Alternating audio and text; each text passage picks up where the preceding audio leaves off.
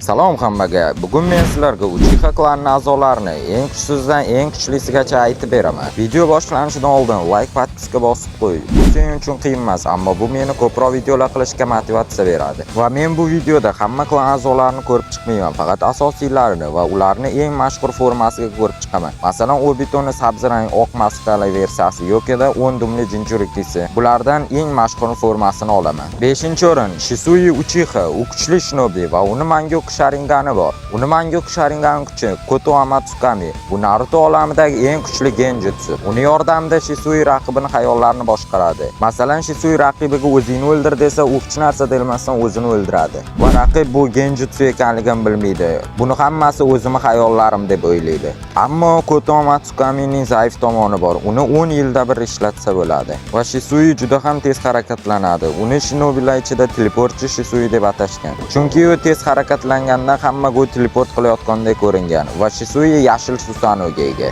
Agar sizlarda Koto Amatsukami bo'lganda uni nimaga ishlatardinglar? Kommentariyaga yozib ketinglar. Masalan, men qizlar kechirasizlar boshqa saytdaman deb o'ylabman. Ya'ni dunyoni yaxshiroq qilishga. 4-o'rin Itachi Uchiha Akatsuki versiyasi. Itachi Uchiha Mangoku Sharinganga ega va uning Mangokusining kuchi Amaterasu qorolov. U olovni o'chirib bo'lmaydi va u hamma narsani kulga aylantiradi. Va Tsukuyomi eng kuchli genjutsulardan biri. Uni yordamida Itachi raqibini qiynaydi va 1 sekundni 3 kunga cho'za oladi. Raqibni xayolida. Va u Susanuga ega. Susanosida esa Totsuka qilichi bor. Bu qilich hamma narsani so'rib ola oladi. 3-o'rin Sasuke Uchiha birinchi sezondagi formasi. Qizil cheksiz Mangokuli formasi. Sasukening Mangokusining kuchi Amaterasu. Chap ko'zi bilan esa Amaterasuga shakl bera oladi. Va eng muhimi, unda cheksiz Mangoku borligi uchun u Mangokuning kuchini ishlatsa, uni ko'zi xiralashmaydi. Shuning uchun u Susanuning chakrasi tugaguncha ishlata oladi.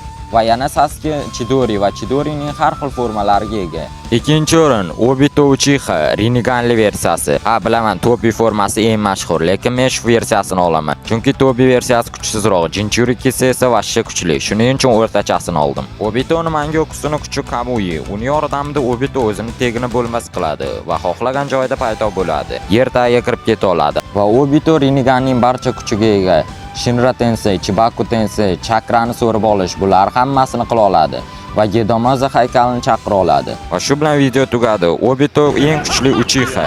Albatta hazil. Qanaqa Obito? 1-o'rin Madara Uchiha Rinneganli trik versiyasi. Madara tugatilgan Susanuga ega va u bir zarbada tog'ni bo'lib tashlay oladi va meteorit tushira oladi va daraxt unsuridan foydalanadi. Va faqat Madara Rinneganning kuchi Limbo. Madara soyalar yaratadi va u soyalar boshqa dunyodan raqibga zarba beradi. Bu zarbadan qochib ham bloklab ham bo'lmaydi, lekin raqibining sensorli qobiliyatlari kuchli bo'lsa, Limboni payqashi mumkin.